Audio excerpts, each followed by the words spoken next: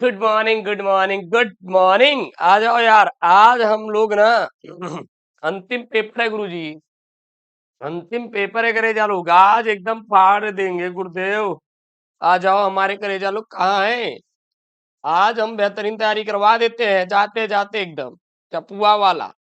और साथ ही साथ चौचक वाला एकदम करवाएंगे एकदम। Santosh, ST gaming, fact, Deepak और Deepak, Satish, Santosh, Sneha, boy Gautam, fact, Chris, Suraj, Harsh, Vanish और राशिद अली, बीना और कौन है? टीटीयू, क्रिस, अंकित और Anurag, Monu, Ajay, A to Z और कौन है? Pragya, Deepak, Sahil, Piyush. Good morning good morning good morning. कैसे हैं आप सब? आई होप आप लोग बहुत ही प्यारे, बहुत ही अच्छे होंगे। और आज आपका पेपर है केमिस्ट्री का, आप लोग जाएंगे देने के लिए। आप लोगों को काफी एक्सपीरियंस हो ही गया होगा यार, आप जरूरत ही नहीं ज्ञान लेने गुरुजी, अब तो एक्सपीरियंस हो गया है। हाँ, 10 बजे आप लोग जरूर जुड़िएगा, 10 बजे जुड़िएगा, क्योंकि 10 बजे मैं बताऊंगा मास्टर प्लान पास होने का, लिखने का। जरूर जुड़िएगा 10 बजे, ठीक है ना? Good morning good morning good morning. Hansraj, Yogesh, Lakshman, Ramesh, अरे लव यू ऑल यार, लव यू ऑल।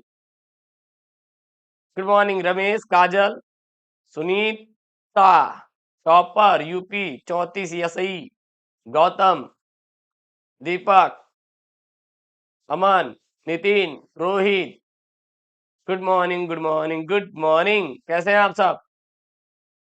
आज मैं इसमें एक पेपर सॉल्व कराऊंगा, एक या दो मैं पेपर सॉल्व कराऊंगा, और सभी इंपॉर्टेंट ही कराएंगे। अब ऐसा हम चीज कराएंगे जो आपको काम में आए, समझा रहे? ऐसा चीज नहीं कराएंगे जो आपके काम का नहीं है। आज हम आपके काम की चीजें पढ़ाएंगे, परेशान मत होइए। 2-3 पेपर लेंगे, उसका पूरा कंक्लूजन कराएंगे और वो टॉपिक करा के भेजेंगे जो आपके पेपर में आएगा और आप कर भी लेंगे। समझा रहा है ना? समझा रहा है ना? सब ठीक, एकदम चपुआ, एकदम चौचक। चलिए लेना, पेपर तो आपका इसी रहता है, लेकिन मैंने इसको क्या किया सर? सॉल्व किया है। क्या किया है? सॉल्व किया है। ध्यान दीजिएगा, इसको हम लोग क्या किए सर जी? सॉल्व किए हैं। ये लो भैया, ये लो, एक एक क्वेश्चन यहाँ पे हम लोग क्या किए, इसको सर सॉल्व किए हैं, जो आज आपके पेपर के लिए है। आज आपका जो पेपर है उसके लिए है, और ये आप तैयार करके जाइएगा। इसमें मैं मोस्ट मोस्ट इम्पॉर्टेंट टॉपिक को ऐड करवाया है, जो कि आपके पेपर में आएगा। सबसे पहले ऑब्जेक्टिव आएगा आपका 5 नंबर का, करे जाएगा 5 नंबर का ऑब्जेक्टिव आएगा। पहले का प्रश्न है कि किस कोट की अभिक्रिया के लिए वेग और वेग स्थिरांक इकाई समान होती है? तो प्रथम कोट की अभिक्रिया के लिए वेग और वेग स्थिरांक इकाई क्या होती है? समान होती है।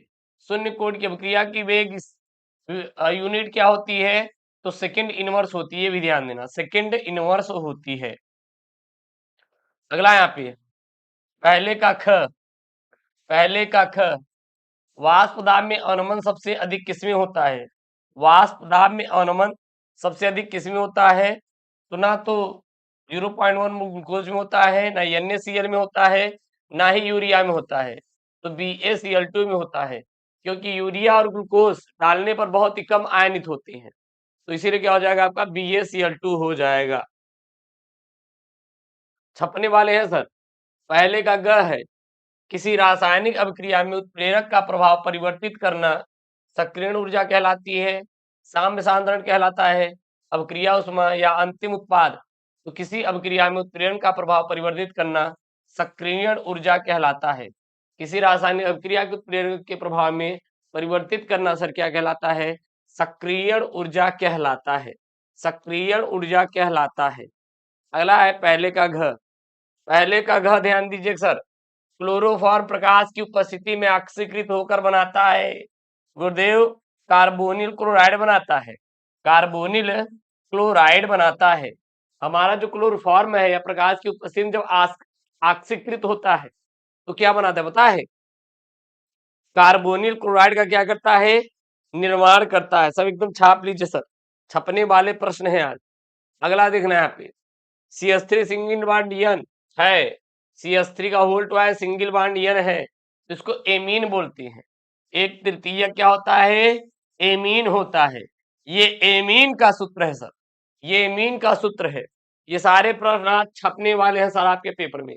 दूसरे का क देखिए ना, न्यूमेरिकल भी आपको मैं एक करवा दे रहा हूं जो कि आपके पेपर के लिए इंपॉर्टेंट है, और समझाते हुए न्यूमेरिकल तो आपको जरूर से जरूर सर देखने को मिलेंगे। है क्या यहाँ पे प्रश्न? एक कार्बनिक पदार्थ के जलीय विलयन जिसमें 3 ग्राम पदार्थ 50 ग्राम जल में घुला है, क्वथनांक का मान इन्होंने 100.51 डिग्री सेल्सियस दिया है। तो पदार्थ के अणुभार की आपको क्या करना है सर? गणना करना है। जल का केबी की वैल्यू दिया है 0.51 degree Celsius, mole litre inverse इन्होंने दे रखा है। ध्यान देना, यहाँ पे दिया क्या है? एक कार्बनिक पदार्थ के जलीय विलयन में 3 ग्राम पदार्थ 50 ग्राम जल। 3 ग्राम पदार्थ मतलब ये विलेय है, जिसकी मात्रा कम होती है विलेय होता है। ये क्या होता है? विलायक होता है। ये क्या होता है? विलायक होता है गुरुदेव। हाँ, क्वथनांक टेम्परेचर टीबी का मान कितना दिया है? 0.51 degree Celsius, mole litre inverse. हाँ, निकालना क्या है? अणुभार गुरुदेव निकालना है, अणुभार गुरुदेव निकालना है। अणुभार यानी कि एमबी की वैल्यू निकालनी है। तो यार निकल जाएगा कि नहीं यार? निकल जाएगा, बहुत सिंपल है। देखना, जब भी आप इसको पेपर में सॉल्व करिएगा तो सबसे पहला छोटा सा सी चीज आज फॉलो करना हमारा। पेपर भले ये सब आपको पूरा ना आए, लेकिन ये जरूर लिख दीजिए ना, दिया है क्योंकि दिया ही है। विलेय का भार WB 3 ग्राम, विलायक का भार WA क्या है? 50 ग्राम। देखिए यहाँ पे 50 ग्राम। क्वथनांक कितना दिया है? जल का केबी की वैल्यू कितना दिया है? यहाँ पे जल का केबी की वैल्यू दिया है इन्होंने 0.51 डिग्री सेल्सियस। क्वथनांक कितना दिया है? क्वथनांक में उन्नयन डेल्टा टीबी 100 - 5 गुरुदेव शुद्ध जल का कितना होता है? 100 होता है डिग्री सेल्सियस। घटाएंगे तो आएगा 0.51 डिग्री सेल्सियस। तो कथनांक में उन्नयन डेल्टा टीबी बराबर फार्मूला होता है 1000 गुणते केबी गुणते WB अपान WA इंटू एमबी। हमें एमबी चाहिए सर, हमें एमबी चाहिए। यहाँ पे अणुभार चाहिए, तो अणुभार को यहीं पे इधर तिरिय गुणा करो, टीबी यहाँ पे चला जाएगा। तो 100 केबी इंटू WB अपान टीबी इंटू WA। अब सारा मान यहाँ से निकालो भैया, उठाए किसमें रख दो? तो इसमें सब मान रख देंगे आप। जब मान यहाँ पे सारे रख देंगे तो एमबी बराबर आएगा 60 ग्राम। That's the answer sir, that's the answer. आज छपने वाला सवाल है गुरुजी, आज छपने वाला गुरुदेव सवाल है। छाप के आएंगे गुरुजी, कुछ भी हो जाए। क्या करे जा अनिस? बोलो यार भाई, हैं? परेशान है क्या आप लोग? आज के बाद क्या करोगे सर? आज के बाद गुरुजी हम करेंगे जाकर हिमालय पर तपस्या आप लोगों के लिए, ताकि आप लोग क्या हो जाए? पास हो जाए। क्या आप हमारे साथ चलना पसंद करेंगे सर? तपस्या करना है, चल के हिमालय, हिमालय निकलेंगे, वहीं पे अपना हाँ, घूमेंगे, है कि नहीं? अरे लव यू टू यार। गुरु जी गुड मॉर्निंग। आदित्य तो पायल को फ्रेंड बना लिया भैया इसमें। आदित्य बहुत पहुंचे हुई चीज निकले यार, बाकी सब देख रहे हैं आपको। हैं? ऐसे ही करोगे आदित्य? बोलो यार। थैंक यू सो मच यार। जुबा से दिल तक वो बोल रहे गुड मॉर्निंग। बहुत कतई जहर आप लोग लिखते एकदम, दहशत में आ जाता हूँ पढ़ के। आदित्य बेटा गायब हो गए क्या? हैं?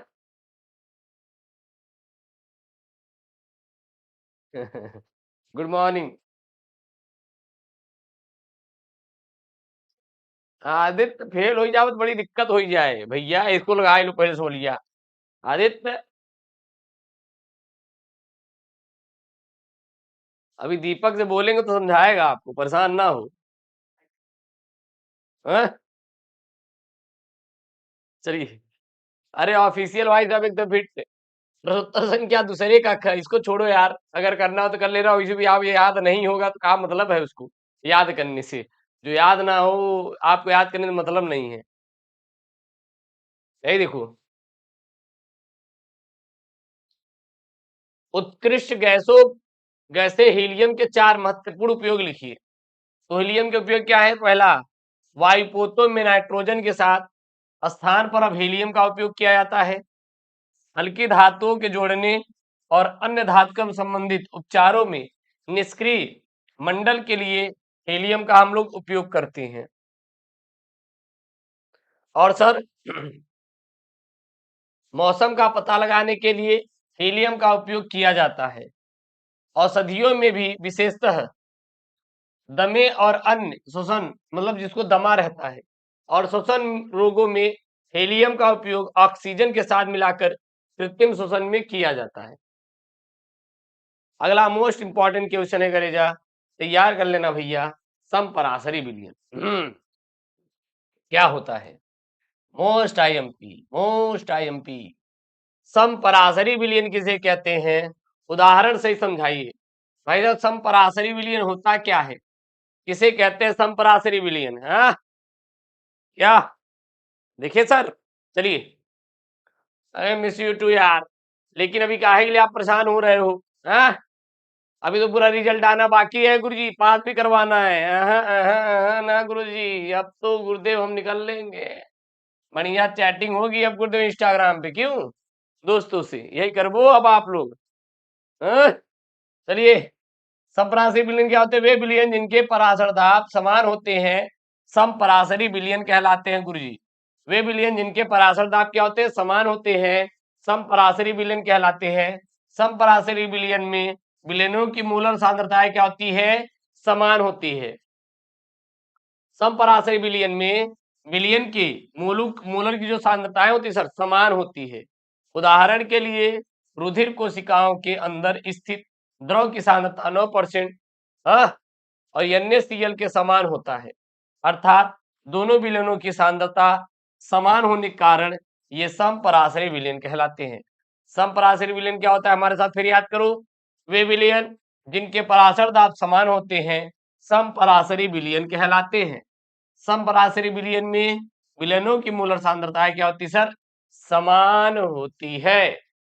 उदाहरण के लिए रुधिर कोशिकाओं के अंदर स्थित द्रव की सांद्रताएं 90% यानी वेट अपॉन वॉल्यूम NaCl क्या होती है? समान होती है। अर्थात दोनों विलयनों की सांद्रताएं समान होने के कारण ये समपराशरी विलयन कहलाते हैं। एकदम चपुआ वाला प्रश्न है, आज आपके पेपरों में छपने वाला प्रश्न है। एक बार भाई साहब इसका स्क्रीनशॉट कर लो। करो आप लोग, मैं हट जा रहा हूं, करो।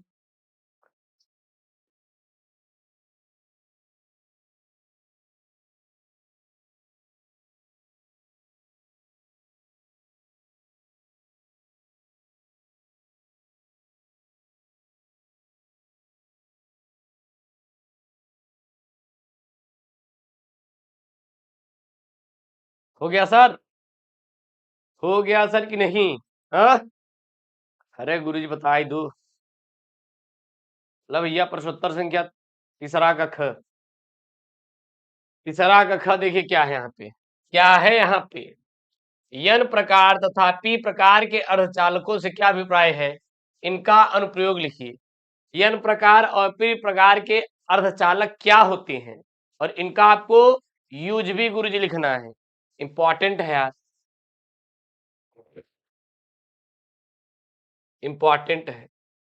यन प्रकार के अर्धचालक क्या होते हैं गुरुजी? यन प्रकार के अर्धचालक क्या होते हैं? हाँ? ये इलेक्ट्रॉन आवेश वाहक का कार्य करता है तथा इस प्रकार ऋणावेश होता है। यह इलेक्ट्रॉन आवेश वाहक का कार्य करता है गुरुजी, और क्या करता है भैया? तथा इस पर ऋणावेश होता है। इस प्रकार शुद्ध जर्मेनियम में अपद्रव्य मिलाने से मुक्त इलेक्ट्रॉनों की संख्या क्या होती है सर? बढ़ जाती है, और इस प्रकार के अर्धचालक यन टाइप अर्धचालक कहलाते हैं। इस प्रकार के अर्धचालक क्या कहलाते हैं सर? यन टाइप अर्धचालक कहलाते हैं। ध्यान देना सर। पी प्रकार के अर्धचालक क्या होते हैं? कोटर एक स्थान से दूसरे स्थान तक गति कर सकता है। कोटर एक धनावेशित कण है और इस प्रकार के क्रिस्टल पी टाइप अर्धचालक गुरुजी कहलाते हैं। ध्यान देना। एन प्रकार तथा पी प्रकार के अर्धचालकों के अनुप्रयोग क्या है? इसका उपयोग उच्च वोल्टेज की धारा के प्रकलन में भी हम लोग करते हैं। और कंप्यूटर का कंप्यूटर का कंप्यूटर का एसएमपीएस या मोटर ड्राइव इत्यादि में पावर अर्धचालक युक्तियों का हम लोग प्रयोग करते हैं। That is the answer. छापो छापो भैया, पेपरवा में आएगा, छाप देना। एन प्रकार और पी प्रकार के अर्धचालक से आप क्या समझते हैं? कर दोगे ना? हाँ कर देना भैया, लगाओ इसको, लगाओ इसको। कर लिए सर? अरे गुरुजी हम तो कर लिए, मुझे कौन सी चिंता है। चले करे अगला देखो, तीसरे का तीसरे का देखिए भैया, संचायक बैटरी पर एक संक्षिप्त टिप्पणी रखिए। संचायक बैटरी क्या होता है? संक्षिप्त टिप्पणी लिखना है। तो इन सेलों में इलेक्ट्रोड अभिक्रिया किसी बाहरी विद्युत ऊर्जा स्रोत द्वारा उत्क्रमित हो सकता है, अर्थात इन सेलों को वैद्युत धारा प्रवाहित करके पुनः आवेशित किया जा सकता है। अतः इन सेलों को संचयी सेल या संग्रह सेल भी कहा जाता है। तो संचायक बैटरी यहाँ पर एक संक्षिप्त टिप्पणी बोला है, क्या लिखेंगे? इन सेलों में इलेक्ट्रोड अभिक्रिया किसी बाहरी विद्युत ऊर्जा स्रोत द्वारा उत्क्रमित हो सकता है, अर्थात इन सेलों को विद्युत धारा प्रवाहित करके पुनः आवेशित किया जा सकता है। अतः इन सेलों को संचयी सेल या संग्रह सेल भी कहा जाता है। लगा लो भैया स्क्रीनशॉट, जा लगा लो, पेपरवा में कहीं दिखाई दिया तो छाप के चले आना सर, छाप के चले आना, कुछ करने का नहीं, बस जाना है आज छपाई करने का। क्या बोलते? अच्छा पार्टी क्या हुआ? करेजा छाप देंगे पेपर में। अरे मनीष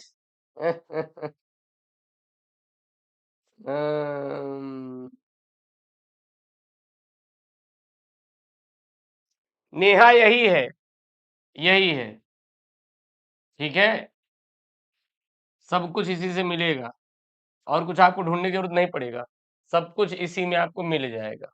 ठीक है ना नेहा? और कौन बेटा, कोई और पूछ रहा है? अरे पास हो जाएंगे यार, पास हो जाएंगे, चिंता ना करो, रटो यार। क्या है इसमें अब समझने के लिए? क्या है? अगर आप देखो भैया, इसीलिए मैं लेकर आया हूँ सबसे इम्पोर्टेंट, टिंडल प्रभाव नहीं आएगा, लेकिन नष्ट समीकरण आपके पेपर में जरूर से जरूर गुरुदेव भाई। अरे गुरुजी हम तो तड़े पढ़े लेंगे। अब ये कब पढ़ब है? आज न पढ़ब कहिया पढ़ब है? आज ही तो आपका पेपर है ना सर? अरे गुरुजी आज ही है पेपर। नष्ट समीकरण होता क्या है करेजा? जर्मन भौतिक वैज्ञानिक नष्ट के अनुसार किसी तापटी पर धातु इलेक्ट्रोडों के विभव, मानक इलेक्ट्रोड के विभव और विलयन धातु आयनों की सांद्रता में निम्नलिखित संबंध स्थापित किया गया।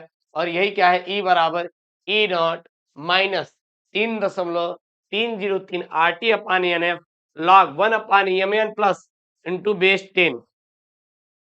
समझ में आ रहा सर? समझ में आ रहा है? यही क्या है? आपका नष्ट समीकरण है, जो कि आज आपके लिए देखने को मिलेगा। मोस्ट इंपॉर्टेंट वाले, जितना बच्चा मेरा सेट सॉल्व किया, जो भी मैं पढ़ाया हूँ, हर एक क्वेश्चन वहां से फंसेगा। आपको क्या लगता है सर, मैं इसे कुछ पढ़ाता हूँ क्या? ना ना ना ना ना ना, सारे इंपॉर्टेंट चीज जो करवाते हैं सर, जो आपके एग्जाम में आएगा, ठीक है, कॉपी भर कर आना है बस, जो शिवम समझा रहा है, बस छापना है, टारगेट ही बना लो, छापना है। अब तो एक्सपीरियंस भी हो गया है आप लोगों को यार, है? अब तो एक्सपीरियंस भी हो गया है। प्रश्नोत्तर संख्या 4 का क, देखिए है क्या 4 का क? क्या बोल रहा है यहाँ पे? संक्रमण तत्व क्या है? इसके चुंबकीय तथा उत्प्रेरकीय गुण को समझाइए। संक्रमण तत्व किसे कहते हैं? संक्रमण तत्व किसे कहते हैं? संक्रमण तत्व क्या होता है? वे तत्व जिनमें अंतिम इलेक्ट्रॉन डी कक्षकों में भरे जाते हैं, डी ब्लॉक के तत्व कहलाते हैं। डी ब्लॉक के तत्व संक्रमण तत्व क्या होते हैं? वे तत्व जिनके अंतिम इलेक्ट्रॉन डी कक्षकों में भरे जाते हैं, संक्रमण तत्व या डी ब्लॉक के तत्व कहलाते हैं। ये तत्व यस तथा पी ब्लॉक के मध्य स्थित होते हैं, इसीलिए इन्हें संक्रमण तत्व भी कहते हैं। इसीलिए इन्हें संक्रमण तत्व भी कहते हैं। उसके बाद देखना, इनके चुंबकीय गुण क्या होते हैं? संक्रमण तत्व और आयन अयुग्मित इलेक्ट्रॉनों की उपस्थिति के कारण अनुचुंबकीय गुण को क्या करते हैं, प्रदर्शित करते हैं, तथा युग्मिक इलेक्ट्रॉनों के कारण संगमण तत्व प्रतिचुंबकीय गुण को प्रदर्शित करता है। उत्प्रेरकीय गुण क्या होते हैं, संक्रमण धातुएं और इनके यौगिक उत्प्रेरक की भांति कार्य करते हैं। इनके मुख्य कारण संक्रमण तत्वों की परिवर्तनशील संयोजकता तथा इनके द्वारा संकर यौगिकों का क्या होता है, निर्माण करना है, निर्माण करना है। ये भैया इंपॉर्टेंट है, ये भी अगला भी इंपॉर्टेंट है। फ्रियान का उपयोग, ये प्रश्नोत्तर संख्या 4 का ख, ये सबसे मोस्ट इंपॉर्टेंट वाला सवाल है, तैयार कर लेना गुरुजी, सबसे मोस्ट आईएमपी वाला सवाल है, सबसे मोस्ट आईएमपी वाला।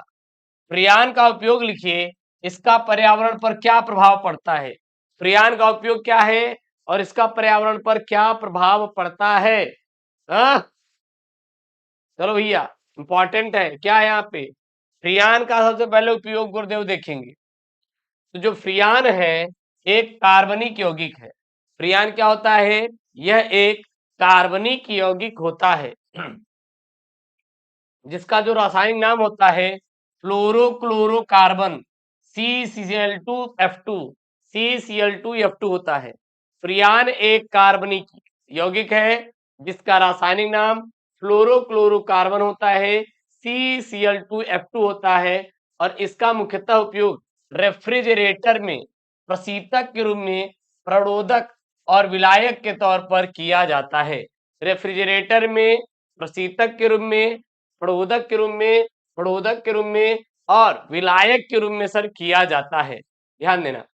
इसका पर्यावरण पर प्रभाव क्या पड़ता है, ओजोन परत पर्यावरण के लिए सुरक्षा कवच का कार्य करता है, क्योंकि यह सूर्य से आने वाले अधिकांश हानिकारक किरणों, परावैंगनिक किरणों को अवशोषित कर लेता है, जिससे परावैंगनिक किरणों से होने वाले घातक प्रभाव जैसे त्वचा कैंसर, मोतियाबिंद, मलेरिया, फसलों का नुकसान व समुद्री जीवों को खतरे से बचाना इत्यादि, ये पर्यावरण के क्या है, इनके प्रभाव, किसके, फ्रियान के। तो फ्रियान का उपयोग, फ्रियान एक कार्बनिक यौगिक है जिसका रासायनिक नाम क्या होता है, फ्लोरोक्लोरोकार्बन, क्लोरोफ्लोरोकार्बन, क्लोरोफ्लोरोकार्बन CCl2F2 होता है। इसका मुख्य उपयोग रेफ्रिजरेटर में प्रशीतक के रूप में हम लोग करते हैं। समझ में आ रहा है। हाँ? अरे ग्लैंस सीन, हमारा आप लोग कॉपी कर रहे हो। अरे पास हो जाओगे यार। भाई को यार दहशत मिला देता है, कौन है ये, अरे रिहान खान बेटा, हम क्या बताएं आप लोगों को। प्रश्नोत्तर संख्या 4 का ग। हमारा ऑफलाइन कोचिंग के, जो हमारा ऑफलाइन कोचिंग चलता है, वहाँ कुछ बच्चे हैं। तो कल कॉल आया, कहा गुरुदेव लाइव क्लास का जो आपका कमेंट होता है देख के हम लोग परेशान हो जाते हैं। हमने कहा आप ही छोड़ो, हम पता नहीं कितनी बार परेशान हो गए, दहशत में आ जाते हैं इनका कमेंट पढ़ के। हैं, कभी कभी तो लगता है यहाँ पे कमेंट पढ़ के कि कुछ बच्चे करने क्या आए हैं, उनका उद्देश्य क्या है इस पृथ्वी पर, हैं, समझ में नहीं आता। देख रहे हो। अरे नहीं सुधरोगे। अभी अभी हम कमेंट में कुछ लिमिटेशन लगा देंगे, फिर कहेंगे गुरुजी क्या कर रहे हैं, ये अपने में मजा लिए रहे हैं, आवारा इलेक्ट्रॉनों की तरह। हाँ यशराज बोल रहे हैं कि गुरुजी आप अपने शर्ट को आज घर पर जाकर चेंज कर लीजिएगा। अरे यार ये बंदा चौचक ज्ञान दिया भाई साहब, यशराज बहुत चौचक ज्ञान दिया है आज। आज बोल रहा है गुरुजी आज आपको चेंज करना है अपने शर्ट को, आज अपने शर्ट को करना है चेंज। करेंगे, करेंगे सचिन, आज हम 10 बजे जाके करेंगे। अभी यार सुबह 4 बजे उठा था तो मेरा गला बहुत ज्यादा दर्द कर रहा है, जुकाम हो गया था यार, जुकाम हो गया है। अब बोलते बोलते इसी भी तबीयत खराब है। हाँ, तो मॉम ने बोला, मेरे मॉम ने बोला कि बेटा यार क्या है, चले आओ, जाने दो बच्चों को सुकून से, बेफालतू में उनको परेशान किए पड़े हो। हाँ, जाके एक दिन ऐसी परीक्षा दे के आ, सब हो जाएंगे पास। वो तो बुला रहे थे चले जाओ। हाँ, लेकिन हमने कहा नहीं नहीं नहीं, छोड़ेंगे नहीं, छोड़ेंगे नहीं। हाँ, एक लिख रहा है गुरुदेव, मस्त लगते हो गुरुजी ब्लैक शर्ट में। अरे यार मजाक उड़ा रहे हो, इतने अच्छे लगते तो फिर क्या बताएं अब हम नहीं बोलेंगे आप लोगों से। 3 टब क्रिया द्वारा मेथिल एमीन बनाने की रासायनिक समीकरण लिखिए। मेथिल एमीन बनाने की रासायनिक समीकरण लिखिए। सीम टब क्रिया द्वारा मेथिल एमीन बनाने का रासायनिक समीकरण लिखना है। पहला मेथिलेमिन, दूसरा एनिलीन का एल्कोहलिक QH की उपस्थिति में क्लोरोफ्लोरो के साथ गर्म करने पर होने वाली अपक्रियाओं का रासायनिक समीकरण भी क्या करना है सर, लिखना है। रासायनिक अपक्रियाओं का समीकरण भी सर क्या करना है, लिखना है। तो ये सीम्ट अपक्रिया, ये क्या सर जी, सीम्ट अपक्रिया।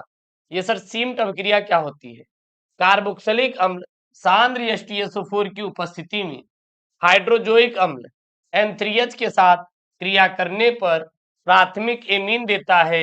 यह अवक्रिया सीम्ट अवक्रिया कहलाती है। यह अवक्रिया क्या कहलाती है सर, सीम्ट अवक्रिया कहलाती है। ठीक है ना। कार्बोक्सिलिक अम्ल को कार्बोक्सिलिक अम्ल को कार्बोक्सिलिक अम्ल को जब हम लोग कार्बोक्सिलिक अम्ल को जब हम लोग सांद्र H2SO4 की उपस्थिति में हाइड्रोजोइक अम्ल का सूत्र क्या होता है, N3H होता है, कराते हैं तो मेथिल एमीन N2 तथा कार्बन डाइऑक्साइड प्राप्त होता है। आप लोगों से एक सवाल पूछ रहे हैं, कार्बन डाइऑक्साइड ज्यादा खतरनाक होता है कि कार्बन मोनोऑक्साइड? कमेंट करो, कमेंट करो सर। हाँ?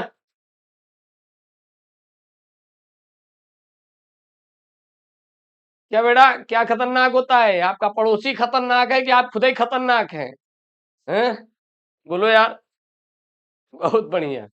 प्रीतम, बिंदु, और कौन है भैया, एलॉन, क्वीन, नंदनी, योगेश, अनुराग, जितेंद्र, बहुत ही अच्छा अंग्रेज है। सत्या, अंशिका, केदार, प्रिंस। सीओ ज्यादा खतरनाक होता है, well and good. CO sir ज्यादा खतरनाक होता है, यही उम्मीद थी आपको। और क्यों लिखा गुरुदेव हम खतरनाक होते हैं बहुत ज्यादा? अरे आप लोग तो बवाल है, बवाल है।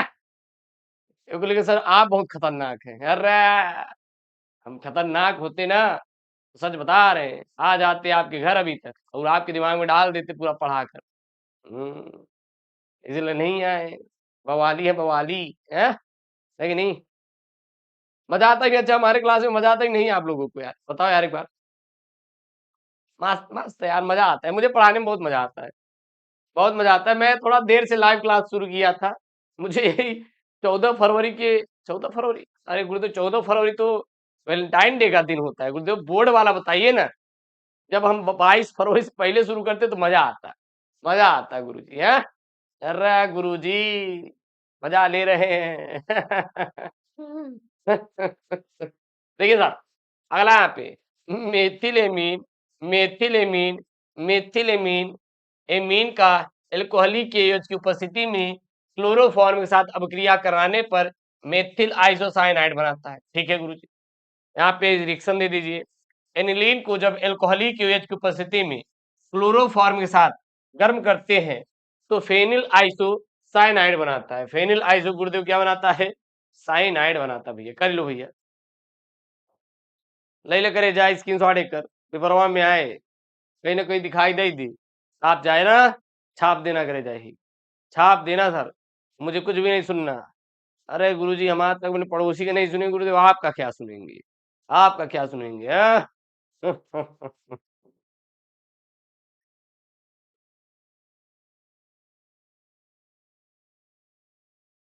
मजा आ गया गुरुजी, हो जाओगे यार पास।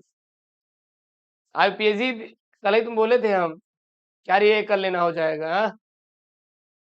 देखो यस बोल रहा है गुरुजी आपकी कॉमेडी देखकर मजा आता है, मतलब कि हमारा कॉमेडी देखने के लिए आए हो, भैया पढ़ने के लिए नहीं आए हो कर इधर। अरे गुरुजी, अरे गुरु जब फ्री में कॉमेडी मिल रही है साथ ही साथ पढ़ाई मिल रहा है तो मजा तो आएगा ना, मजा तो आएगा ना। देखो सर, युगात्मक और संघनन बहुलक क्या है, प्रत्येक के दो दो उदाहरण दीजिए और बैक्यूलाइड बनाने का सामान्य समीकरण, और बैक्यूलाइड के दो क्या लिखना है, उपयोग लिखना है। सबसे पहले हम लिखेंगे योगात्मक बहुलक क्या होता है। किसे कहते हैं योगात्मक बहुलक?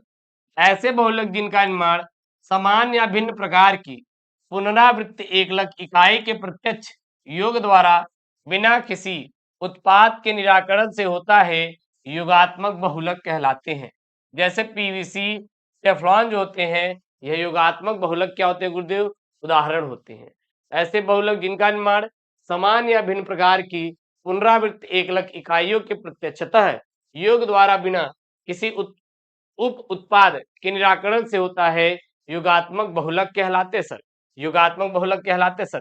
जैसे पीवीसी होता है, टेफ्लॉन होता है, ये सभी क्या होते हैं करेजा? योगात्मक बहुलक क्या होते हैं? उदाहरण होते हैं। अगला गुरुदेव, संघनन बहुलक का होता गुरुजी?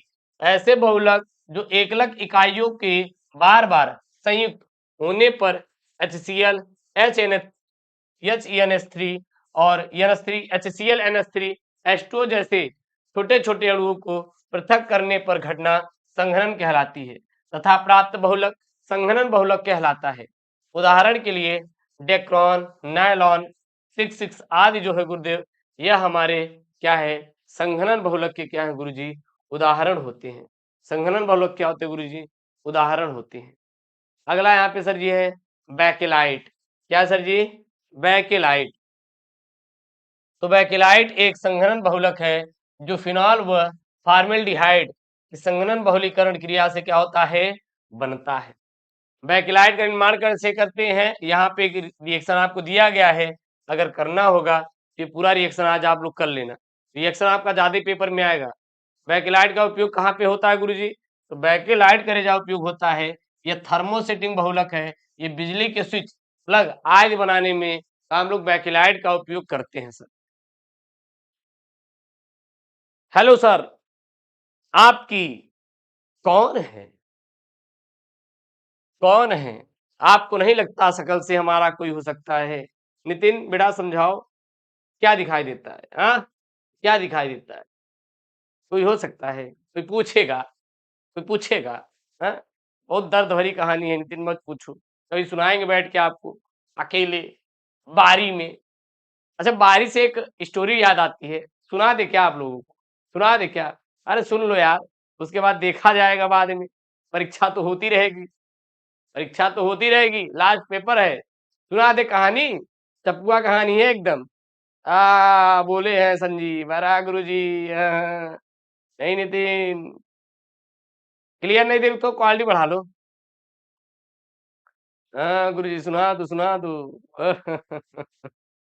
एकदम बोल रहे नहीं गुरुदेव, नो सुनाइए, न सुनाए? हैं? नो सर, जब बोल रहे हैं कहानी तो ना सुनाओ, अब हम जाने दो। हाँ, बारी वाली कहानी है।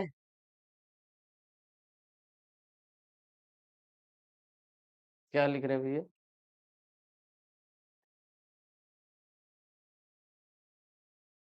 और क्या, बिल्कुल मिलेगा, बिल्कुल मिलेगा।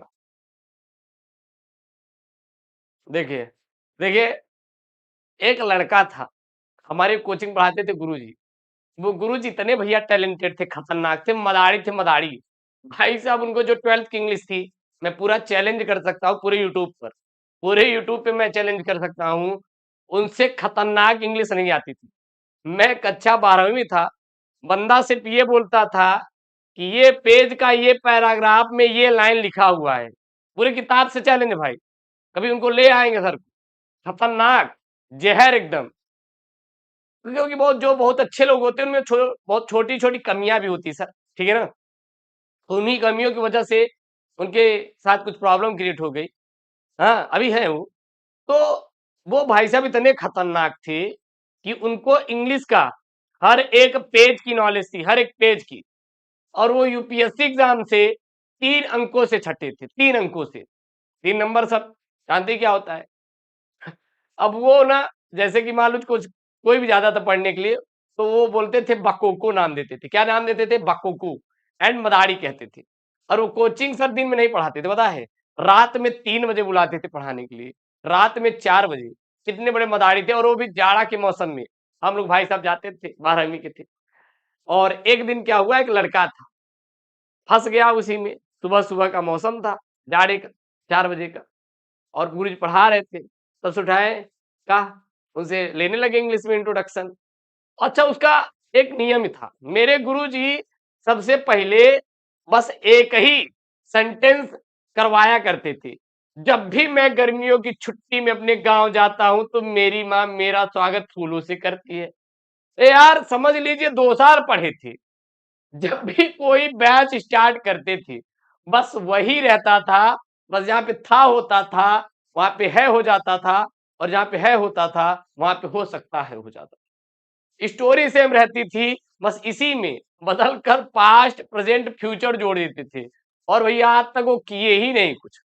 उसके बाद क्या होता है, वो लड़के उठाए, कहेंगे और कहाँ पढ़ते हो, कहेंगे कुछ 12वीं में पढ़ी थे। 12वीं में, भैया 12वीं कौन सा शब्द होता है? लड़के भैया कंफ्यूज, ये 12वीं कौन सा शब्द होता है?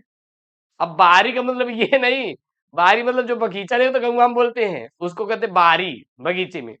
एक स्कूल है हमारे बगीचे के अंदर, हाँ नाम है इंटरमीडिएट का, लोग उसको उस स्कूल के नाम से नहीं संबोधित करते, पता है?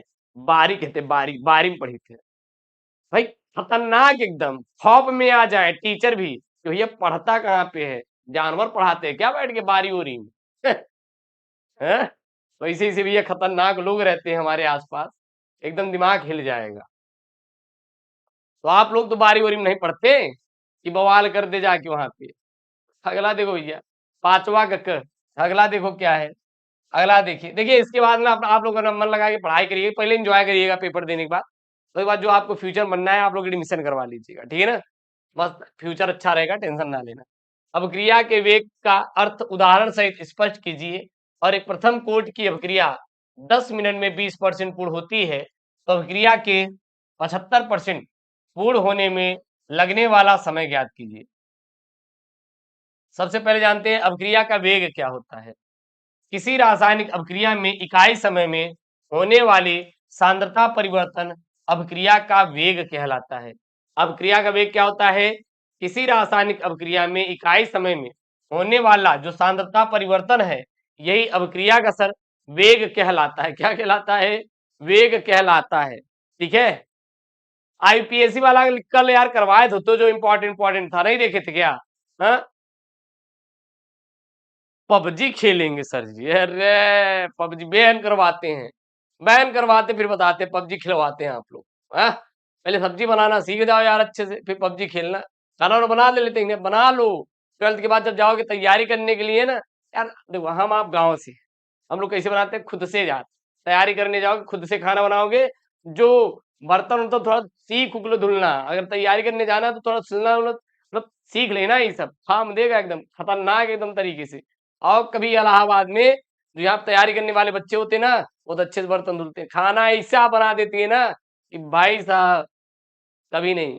लड़के बहुत अच्छा खाना बना लेते हैं, पता ही नहीं है? अरे यार सीधी सी बात, इसीलिए बड़े बड़े होटल में तो लड़के ही तो खाना बनाते हैं। ये गलत काम गुरुजी बता दे रहे हैं।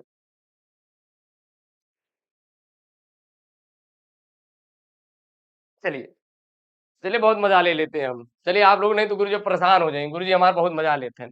अभिक्रिया का वेग क्या होता है? किसी रासायनिक अभिक्रिया में इकाई समय में होने वाली सांद्रता परिवर्तन को अभिक्रिया का क्या गुरुजी क्या कहते हैं? वेग कहते हैं। प्रश्नानुसार प्रथम कोट की अभिक्रिया 10 मिनट में कितना परसेंट हो रही है? 20%। 10 मिनट में 20% पूर्ण होती है। रख दो भैया, रख दो यहीं पे, 10 मिनट में 20%, यहीं पे वैल्यू रख दो। हाँ, फिर निकाल लो, इसको कर लेना, इसको कर लेना, यहाँ पे टाइम मत बर्बाद करो। ये देखो आईपीएससी नाम से कुछ यहाँ पे, इसको देख लो, इसको देख लो सर। उपसंयोजकों में प्रकाशिक समवायता क्या है? एक उदाहरण देकर समझाइए, और निम्न यौगिकों के क्या लिखिए? आयुपीएसी नाम लिखिए। इन दोनों के आयुपीएसी नाम लिखना है, और प्रकाशिक समवायता क्या होता है इसको लिखना है। सबसे पहले जानते हैं प्रकाशिक समवायता होता क्या है, किसे कहते हैं? इसे ध्रुवण समवायता भी कहते हैं। ये समवायता वे समकुल यौगिक हैं जो एक दूसरे से दर्पण प्रतिबिंब हो, तथा जिनमें किरण आरेख, किरण किरण केंद्र उपस्थित हो। हाँ, ध्रुवण समवायता दर्शाता है, क्या दर्शाता है? ध्रुवण समवायता दर्शाता है। ये फिगर उगर भैया खींच देना, जो समझ में आएगा, ना समझ में आया तो बस यही याद कर लो। इसे ध्रुवण समवायता भी कहते हैं। किसको? प्रकाशिक समवायता को। क्यों? ये समवायता वे संकुल यौगिक है जो एक दूसरे के दर्पण प्रतिबिंब हो, जिनमें किरण केंद्र उपस्थित हो, ध्रुवण समवायता दर्शाता है, कहलाता है। यह समवायता सामान्यतः द्विदंती लिगैंड युक्त अष्टफलकी संकरों में पाई जाती है। अष्टफलकी संकरों में सर जी ये समवायता क्या होती है? उपस्थित होती है। ये फिगर अगर खींचना है तो ये दोनों फिगर आप खींच सकते हैं। ठीक है सर। उसके बाद देखना है आप पे NiCO का होल 4 का आईपीएसी नाम क्या होता है? टेट्रा कार्बोनिल निकेल 0 होता है। Tetra carbonyl nickel 0। K3FeC2O4 का होल थ्राइस आईपीएसी नाम क्या होता है? पोटेशियम पोटेशियम 3 है ट्राई ऑक्सलेटो ऑक्सलेटो Fe है फेरेट। कितना होता है? 3 होता है इसका, तो 3 लगा देंगे। तो इसका क्या हो जाएगा आईपीएसी नाम? इसका क्या हो जाएगा? Tetra carbonyl nickel 0। इसका आईपीएसी नाम potassium tri oxalato ferrate third. मैंने हर एक सेट में आईपीएसी नाम को जोड़ा है। जो बच्चा हर एक सेट को पढ़ा होगा उसका कल्याण हो जाएगा गुरुजी, उसका कल्याण आज हो जाएगा। और अब तो गुरुदेव आप लोगों को एक्सपीरियंस भी आ गया होगा यार, अब तो आप लोगों के अंदर एक्सपीरियंस भी एकदम खतरनाक चपुआ वाला आ गया होगा, तो आपको कोई दिक्कत नहीं होनी चाहिए सर, कोई दिक्कत गुरुदेव नहीं होगी। आज हम लोगों को कोई दिक्कत नहीं होगी। ये आउट ऑफ सिलेबस है, छोड़ दो भैया, इसका काम ही नहीं करे जा। अगला लो, छठा का क। सर छठा का क क्या बोल रहा है? अल्कोहल के विरचन की 2 विधियां लिखिए तथा 3 रासायनिक गुणधर्म भी दीजिए एवं समीकरण भी आपको लिखना है। तो अल्कोहल की विरचन की 2 विधियां कौन कौन सी है? पहली एल्केन से क्रिया, एल्केन की क्रिया से जब हैलो एल्कोन को जलीय NaOH के साथ अपक्रिया कराते हैं तो अल्कोहल बनता है। ठीक है ना, अल्कोहल बनता है। यहाँ पे आप इसका देख सकते हैं, हैलो एल्केन का हम लोग क्या किए, ये हैलो एल्केन है, NaOH से क्रिया करा दिए हैं, तो अल्कोहल का यहाँ पे क्या होता है? निर्माण होता है। एसिटल्डिहाइड से अपचयन, एसिटल्डिहाइड का LiAlH4 या ईथर या H2/Pb द्वारा अपचयन होने पर अल्कोहल प्राप्त होता है। ये आपका अल्कोहल यहाँ पे प्राप्त होता है। अल्कोहल के रासायनिक गुणधर्म क्या क्या है सर जी? अल्कोहल के रासायनिक गुणधर्म क्या क्या है? पहला है सोडियम धातु से अभिक्रिया। अल्कोहल की सोडियम धातु से अभिक्रिया करने पर सोडियम एल्काक्साइड बनाता है तथा H2 गैस निकलती है। अल्कोहल की जब सोडियम धातु से क्रिया करते हैं, अल्कोहल का जब सोडियम धातु से क्रिया कराते हैं तो सोडियम एल्काक्साइड बनाता है तथा H2 गैस भी क्या करता है? निकलता है। एस्टियरीकरण क्या होता है? अल्कोहल को कार्बोक्सिलिक अम्ल के साथ सांद्र सल्फ्यूरिक अम्ल की उपस्थिति में गर्म करने पर एस्टर बनाता है। क्या बनाता है सर? एस्टर का क्या करता है? निर्माण करता है। ये रिएक्शन आप दे दीजिएगा, ये सारे रिएक्शन रट के जाना, पेपरवा में आज छपेंगे। अगला है ग्रिग्नार्ड अभिकर्मक से अभिक्रिया। अल्कोहल को ग्रिग्नार्ड अभिकर्मक से अभिक्रिया कराने पर एल्केन बनाता है। ये आपका अल्कोहल है, जब यह ग्रिग्नार्ड अभिकर्मक से क्रिया करेगा तो एल्केन का क्या बनाएगा? आपके निर्माण करेगा। हम कह रहे हैं आपको ये पेपर में नहीं याद है, कम से कम यही याद करके लिख दो यार, कुछ भी आज लिख कर चले आना, लिख कर तो कम से कम आना, छोड़ोगे तो नंबर कटेगा, तो इससे अच्छा लिख कर आओ। अगला यहाँ पे गुरुदेव क्या है? एसीटोन की आयोडीन के साथ NaOH की उपस्थिति में क्रिया कराते हैं, केवल रासायनिक समीकरण देना है। फार्मिक अम्ल में हेलिंग विलयन मिलाते हैं, बेंजोइक अम्ल को अमोनिया के साथ गर्म करते हैं, एसिटल्डिहाइड को टॉलिन अभिकर्मक के साथ मिलाते हैं, एसिटिक अम्ल को कैल्शियम ऑक्साइड के साथ गर्म करते हैं। तो जब हम लोग एसीटोन को आयोडीन के साथ अपक्रिया कराते किसकी उपस्थिति में? NaOH की, तो आइडोफॉर्म बनता है। क्या बनता है? आइडोफॉर्म बनता है। जब फार्मिक अम्ल का फेलिंग विलयन में मिलाते हैं फार्मिक अम्ल को, तो कार्बन डाइऑक्साइड जल के साथ साथ CA2O का लाल अवक्षेप प्राप्त होता है। जब बेंजोइक अम्ल का अमोनिया के साथ गर्म करते हैं, डेल्टा गर्म कर रहे हैं, तो बेंजोइमाइड बनता है। साथ ही साथ जल भी यहाँ पे हमें प्राप्त होता है। और जब एसिटिल्डिहाइड का टॉलिन अभिकर्मक के साथ अपक्रिया कराते हैं तो CH3COOH के साथ साथ Ag का क्या प्राप्त होता है, काला अवक्षेप प्राप्त होता है। जब एसिटिक अम्ल को कैल्शियम ऑक्साइड को उपस्थित गर्म करते हैं तो कैल्शियम एसीटेट के साथ साथ जल भी क्या होता है सर, प्राप्त होता है। उसके बाद प्रश्नोत्तर संख्या 7 का क, 7 का क, सल्फर डाइऑक्साइड के विरेचन की विधियों का वर्णन कीजिए, रासायनिक समीकरण भी लिखिए। तो ये आपका मोस्ट इंपॉर्टेंट है, आज आपके पेपरवा में देखने को मिलेगा सर। तैयार करके जाना, हर एक बच्चा तैयार करके जाएगा यहाँ पे जो मैं पढ़ा रहा हूँ। ठीक है ना?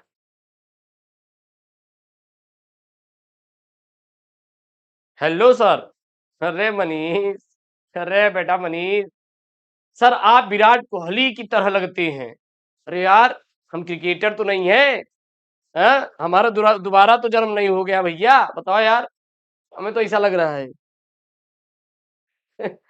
क्या यार, आप लोग कितना मजाक उड़ाते हैं, हैं? अब एक स्टोरी बता देंगे तो आप किसी कुछ और समझ लेंगे, नहीं बताएंगे इसीलिए। हम कैसे मान लें यार, परिचय ना होता। भाई साहब, हमारे गली में एक कुत्ता रहता है, कुत्ता, कुत्ता जान दो क्या होता है ना? वो भी काला है। एक दिन पढ़ा रहे थे, अब भैया मैं तो जानते हो यार, ब्लैक ही ब्लैक है पूरा, ऊपर से शक्ल भी सब कुछ देख रहे हो, सब ब्लैक है, शर्ट भी ब्लैक। रात में निकल पड़े, हमें देख लिया, भाई साहब खेद लिया, कहा कि हमारे जैसा दूसरा इंसान कहाँ से आ गया गली में। बहुत खेद लिया था वो, उसको समझाया बैठा के, उन्होंने कहा ना भाई, ना ना ना, तुम्हारा दोस्त है, ऐसा मत किया कर। फिर कहा कि ओके, अब नहीं करेंगे। तब हम कैसे मान लें? हैं? आप ही लोग बताओ। हैं? अब रात का समय भैया, वो खुद ही नहीं पहचान, यहाँ तो मनुष्य नहीं पहचान पाते, वो बेचारा क्या पहचान पाएगा, उसमें उसका दोष नहीं है कि नहीं? है? डॉगी है, नाम वो बहुत खतरनाक उसका मैंने रखा है, बड़ी मजा आती है उसके साथ रात में, खेद लेता है जिसको पाता है। चलिए यार, और मेरी बातों को ना दिल से मत लगाया करो यार, ठीक है ना? हम बहुत मजाक लेते हैं, बहुत मजाक उड़ाते हैं गुरुजी, एकदम खतरनाक वाला। हमारी क्लास ना एकदम सुपर लेवल की आप लोग बना देते हैं, हैं? आप बहुत अच्छे हैं sir. Guru smart and handsome लग रहे हो, मुझसे ज्यादा तो आप लोग स्मार्ट लग रहे हैं। खतरनाक डीपी लगी हुई है, खतरनाक सेल्फी ले लेकर डीपी लगाए हैं बच्चे कि गुरु जी देख के एकदम दहशत में आ जाए, है कि नहीं? चलिए, चलो भैया पढ़ाई कर लो, पढ़ाई कर लो यार। बच्चे कहते गुरु जी ये कपड़वा बदलेगे कि नहीं? अरे यार, हमारा ड्रेस है यार, क्या बताएं, ये बहुत अच्छा ड्रेस है, पता है, कहीं पर भी यूज करो, सोते भी रहो ना, उठ के फिर अपना पढ़ाने लगो, कहीं चले जाओ, कोई दिक्कत नहीं है। अरे ब्लैक कपड़ा कहाँ गंदा होता है यार, है कि नहीं?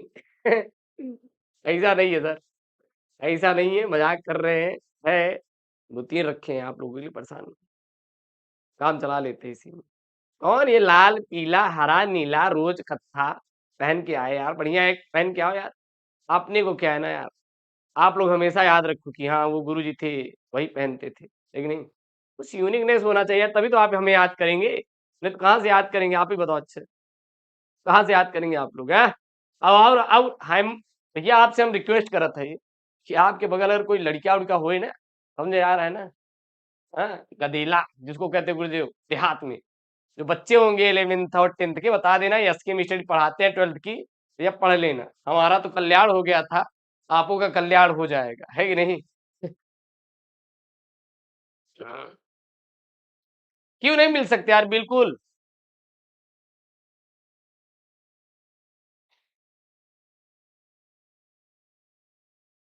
अरे आयुष, चलिए,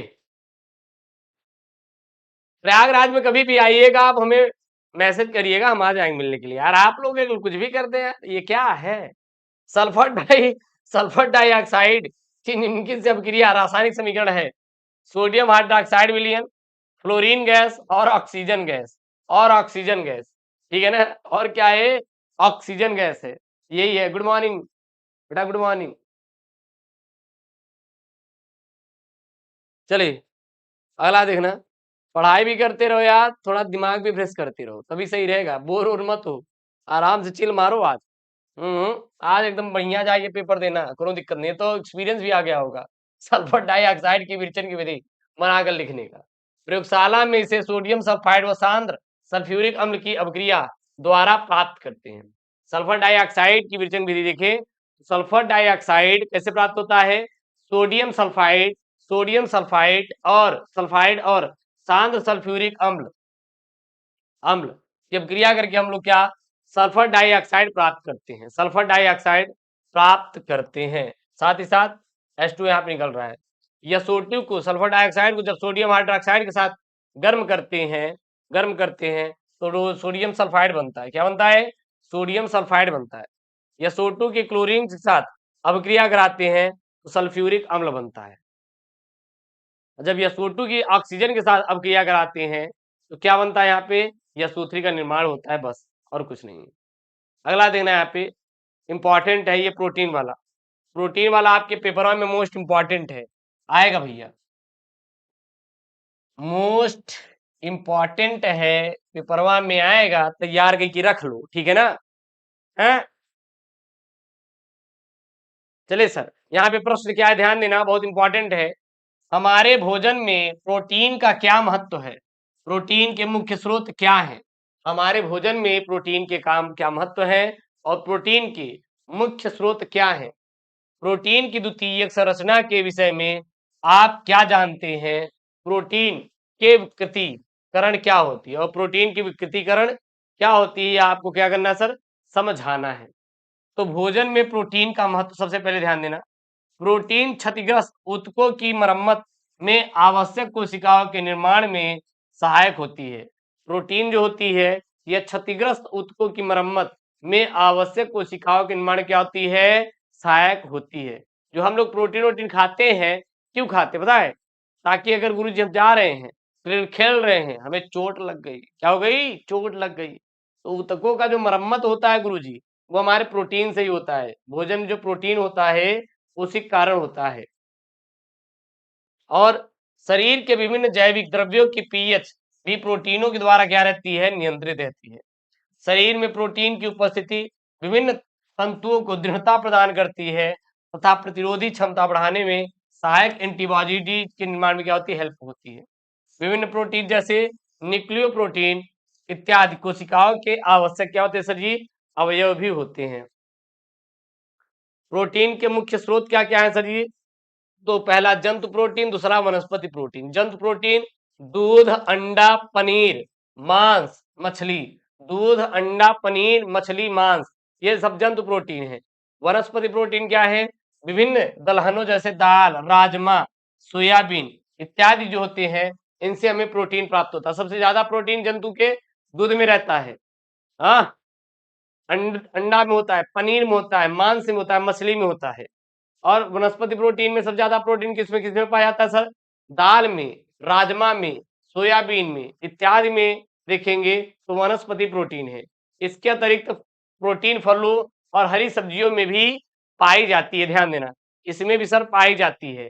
ओके, पेपर में आज छपेगा, छाप देना, ये जरूर से जरूर। और रहा ग्लूकोज फ्रैक्टोज की संरचना जरूर पढ़ लेना, पेपर में आपका छपेगा, ठीक है ना? उसको आप लोग जरूर से जरूर इसको पढ़ लेना। अगला देखो यहाँ पे क्या है, प्रोटीन की द्वितीयक संरचना।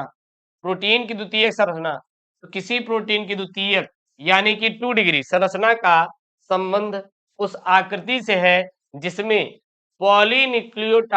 जिसमें पॉलीपेप्टाइड श्रृंखला पाई जाती है। और ये संरचनाएं 2 प्रकार की होती है, अल्फा हेलिक्स और बीटा प्लीटेड सीट संरचना। ध्यान देना, यहाँ पे है क्या? प्रोटीन की द्वितीयक संरचना। सर प्रोटीन की द्वितीयक संरचना क्या होती है? किसी प्रोटीन की द्वितीयक यानी 2 डिग्री संरचना का संबंध उस आकृति से है जिसमें पॉलीपेप्टाइड श्रृंखला पाई जाती है। ये संरचनाएं 2 प्रकार की होती है, अल्फा हेलिक्स तथा बीटा प्लीटेड सीट संरचना। तो ये प्रोटीन की क्या है सर जी? द्वितीयक संरचनाएं हैं। याद रखना सर, पेपर में आपके छपेगा सर, जाकर छाप कराना है, कुछ भी हो जाए आज छाप कराना है, कसम खा लीजिए।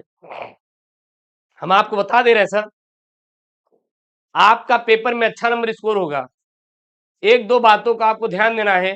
और जो 10 बजे की 10 AM पर क्लास रहेगी, वहां पर मैं आपको सिखाऊंगा कि आप तुक्का मार के कैसे लिखकर आप केमिस्ट्री को पास कर सकते हैं। बहुत बेहतरीन भाई, लास्ट ज्ञान लेकर जाना। जो ज्ञान ले लिया, हाँ ज्ञान ले लिया, वो ज्ञाता हो जाए गुरु जी। 500 में फ्री में ज्ञान ले लो, ज्ञान ले लो। जो नहीं लिया दिक्कत में आ जाएगा, सीधी सी बात है। प्रोटीन की द्वितीयक संरचना ध्यान देना, मैं बार बार इसे पढ़ा ताकि याद हो जाए। किसी प्रोटीन की द्वितीयक 2 डिग्री संरचना का संबंध उस आकृति से है जिसमें पॉलीपेप्टाइड श्रृंखला पाई जाती है। ये संरचनाएं दो प्रकार की होती है, अल्फा हेलिक्स तथा बीटा प्लिपिड सीड संरचना। प्रोटीन का विकृतीकरण क्या होता है? जब प्राकृतिक प्रोटीन्स में भौतिक या रासायनिक परिवर्तन करते हैं, जैसे पीएच में परिवर्तन आदि, तो हाइड्रोजन आबंधों में अस्त व्यस्तता उत्पन्न हो जाती है तथा प्रोटीन अपनी जैविक सक्रियता को खो देता है, और इसे ही प्रोटीन का विकृतीकरण कहते हैं। इसे ही प्रोटीन का विकृतीकरण कहा जाता है सर। ठीक है,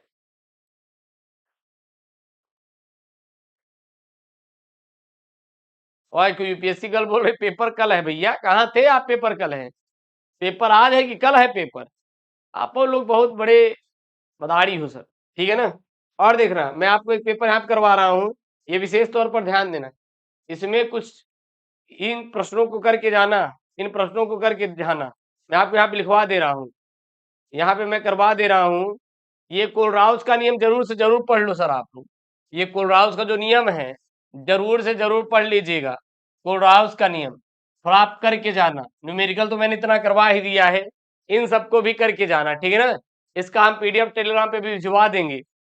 हाँ हाँ, बच्चा पूछ रहा, देखना अभी अगली अगली क्लास आपकी 8 AM पर होगी, और जो चौचक क्लास होगा 10 AM पर होगा। अगली क्लास आपका 8 बजे होगा, फिर नेक्स्ट क्लास 10 AM पर, जिसमें पास होने का, लिखने का, कैसे क्या करना है, ट्रिक क्या करना है, बहुत चपुआ वाला ट्रिक एकदम एग्जामिनर वाला सर बताएंगे। 10 बजे 10 बजे लाइव जरूर जुड़िएगा, नोटिफिकेशन यहाँ भेजे ना भेजे। और 8 बजे तो अगली क्लास हमारी चलेगी, शेड्यूल है ही। ठीक है, अगली पेपर की जो कि बोर्ड के द्वारा जारी किया गया पेपर को हम लोग उसमें डिस्कशन करेंगे। और ये आपका 10 AM पर जरूर जुड़िएगा। लास्ट वीडियो लाइव का होने वाला है सर, और आपके साथ मुझे जुड़ना अच्छा लगेगा। और मैं आपको दावत देता हूं कि हमारे भंडारे में आप लोग जरूर आइएगा 10 बजे का। आई हम्बल रिक्वेस्टेड, आप सभी बच्चे 10 बजे जरूर से जरूर आइएगा। उसमें चपुआ वाला एकदम तरीका बताएंगे। 10 बजे भेजेंगे गुरु जी ज्ञान। देखिए, आज हमारा ज्ञान लेकर जाओ, कुछ हो या फिर ना हो, हमें नहीं सुनना, लेकिन आज हमारा ज्ञान लेकर जाना है। टेफ्लॉन मेलमिल टेरलिन के निर्माण की रासायनिक समीकरण लिखिए, और ये वाला जरूर कर देना। प्रथम कोड की अभिक्रिया और शून्य कोड की अभिक्रिया, ये थोड़ा तैयार कर लेना, मोस्ट इंपॉर्टेंट है आप आज सभी के लिए। आप सभी के लिए आज क्या है, सबसे मोस्ट इंपॉर्टेंट है।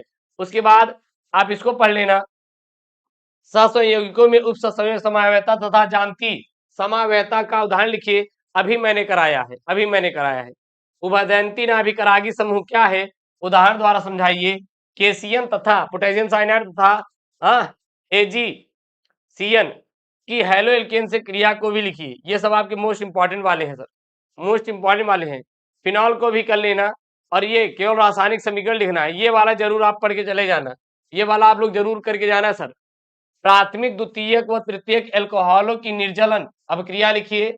फिनॉल की कोल्बी अभिक्रिया, विलियम संश्लेषण, ये तीनों के तीनों मोस्ट इंपॉर्टेंट है। टिक लगा लो, मोस्ट आईएमपी है, टिक लगा लो। आज पेपरवा में गुरुजी आपके पूछा जाएगा, आप छाप कर चले आना सर, छाप कर चले आना सर।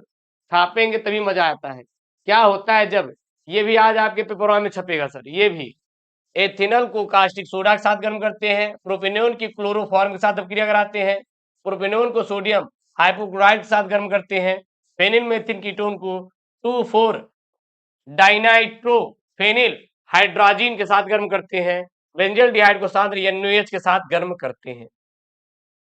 निम्नलिखित को कैसे प्राप्त करेंगे ये भी कर लेना आप लोग। टॉलुइन से बेंजल डिहाइड, बेंजोनाइल से क्लोराइड से बेंजल डिहाइड, एसिटोनाइट्राइल से एथेनल, फेनिल मेथिन से कीटोन बेंजोइकम, और ब्रोमोबेंजीन से बेंजोइकम, ये भी कर लेना। साथ ही साथ आप ये भी कर लेना, अमोनिया ट्राइक्रोमेट को गर्म करते हैं, सोडियम एंजाइम को गर्म करते हैं तो क्या होता है? क्यूप्रस आयरन को विलयन के अमोनिया के जलीय विलयन मिलाते हैं, सल्फर को सांद्र नाइट्रिक अम्ल के साथ गर्म करते हैं, कार्बन को सल्फ्यूरिक अम्ल के साथ गर्म करते हैं। और ये भी कर लेना कैसे प्राप्त करेंगे, नाइट्रोजन से अमोनिया, नाइट्रोजन डाइऑक्साइड से नाइट्रिक अम्ल, फास्फोरस से फास्फोरिक अम्ल, और श्वेत फास्फोरस से फास्फीन, और फास्फोरस से सल्फर क्लोराइड। और न्यूक्लिक अम्ल क्या होता है? न्यूक्लिक अम्लों के रासायनिक संगठन का आपको यहाँ पे लिखना रहेगा, और आप प्रोटीन वाला कर लीजिएगा, ये सब आप करके जाना।